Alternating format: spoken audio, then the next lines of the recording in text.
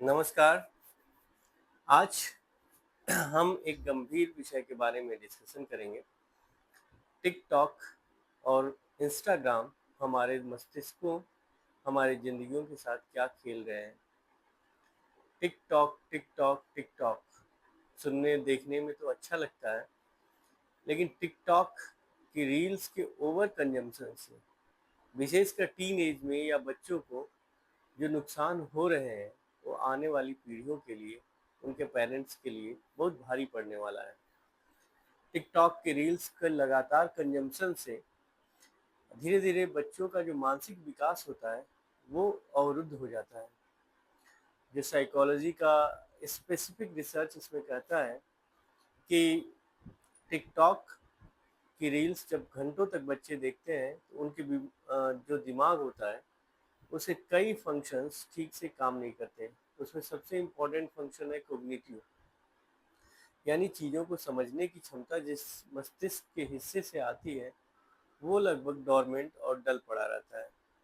Understanding की capacity उनकी कम हो जाती है, मेमोरी उनकी कम हो जाती है, कॉन्टिन्यूसली चीज़ें रोल करती रहती है, आगे बढ़ती रहती है, जिस कारण से लोग धीरे धीरे चीज़ों को याद रखने की क्षमता खो देते हैं। जो हमारे दिमाग की कंडीशनिंग की गई है वो कुछ इस तरह की गई है कि आप कोई भी अलर्ट, कोई भी इंफॉर्मेशन आए, उसको इमीडिएटली वो लेता है, प्रोसेस करता है और देखता है कि हमारे लिए कुछ थ्रेट तो नहीं है या कुछ इम्पोर्टेंट तो नहीं है। तो हमारा ब्रेन इंफॉर्मेशन की कंटिन्यूअस फिल्टरिंग करता रहता है। उस फंक्शन के साथ ये सोशल मीडिया प्लेटफॉर्म्स खेलते हैं। लगातार इंफॉर्मेशंस रोल ऑन करके आती जाती है। ब्रेन अपने नेचुरल कॉन्फ़िगरेशन के हिसाब से सारे इंफॉर्मेशंस को रीड करता जाता है, लगातार वन बाय वन। तो चूंकि इंफॉर्मेशंस नई और लगातार होती है, इस कारण से ब्रेन कॉन्टिन्यूसली उनको रिसीव करता है। इन बिटवीन उनकी स्पीड ज़्यादा होने के कारण ब्रेन के बाकी फंक्शंस प्रभावित होते हैं, काम ठीक से नहीं करते।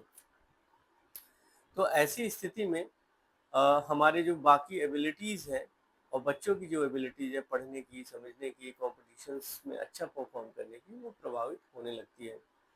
इसके साथ ही साथ जब हम रील्स आदि देखते हैं तो एक हैप्पी हार्मोन होता है, यानी जिससे हमें फील गुड आता है, डोपामिन। उस डोपामिन हार्मोन का लगातार सिक्रीशन होता है। आप 2 दिन, 4 दिन, 5 दिन जब लगातार रील्स को देखते हैं तो धीरे धीरे आपकी बॉडी को डोपामिन का एडिक्शन होता जाता है। बहुत सारे ड्रग्स जो हैं, बहुत सारे जो नशे हैं, वो डोपामिन एडिक्शन के रूप में भी काम करते हैं। तो लगातार सोशल मीडिया प्लेटफॉर्म्स यूज़ करने से आपके अंदर एक एडिक्शन की फीलिंग आ जाएगी और फिर कुछ दिनों के बाद आप चाहकर भी सोशल मीडिया के कंटिन्यूअस यूज़ से अपने आप को नहीं बचा सकते। तो ऐसी स्थिति में आप एक तरह से अपने टेक्नोलॉजी और गैजेट्स की गुलाम बनते जा रहे हैं।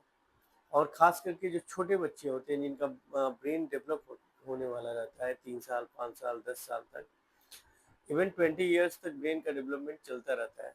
तो जो टीनेज में भी बच्चे हैं, यदि वो ज़्यादा करते हैं तो उनका ब्रेन उतना डेवलप ही नहीं कर पाता और आगे चलकर उनको इसके कारण बहुत सारी समस्याएं और विफलताओं का सामना करना पड़ता है।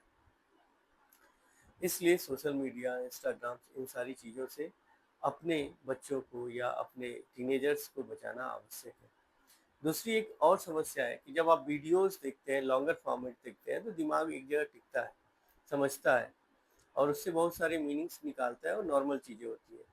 लेकिन रील्स में इतना वैरायटी ऑफ कंटेंट होता है और इस तरह के लोग कंटेंट्स को क्रिएट करते हैं जिसमें क्वालिटी बिल्कुल ज़ीरो रहती है। तो होता क्या है कि आपका दिमाग अच्छी चीज़ों की बजाय लगातार कचरों से गुजरता रहता है।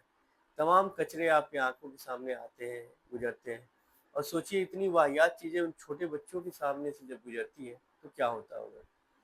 3 साल, 5 साल के बच्चों को देख लेंगे कि वो रील्स देख रहे हैं और रील्स का जो कंटेंट होता है, वो इतना फालतू होता है कि उन छोटे बच्चों की समझ से ऊपर होता है। उनके लिए वो डरावना भी हो सकता है, उनके लिए हो सकता है कि उनके सोशल वेल-बीइंग, उनके साइकोलॉजिकल वेल-बीइंग को ही इंटरप्ट कर दें।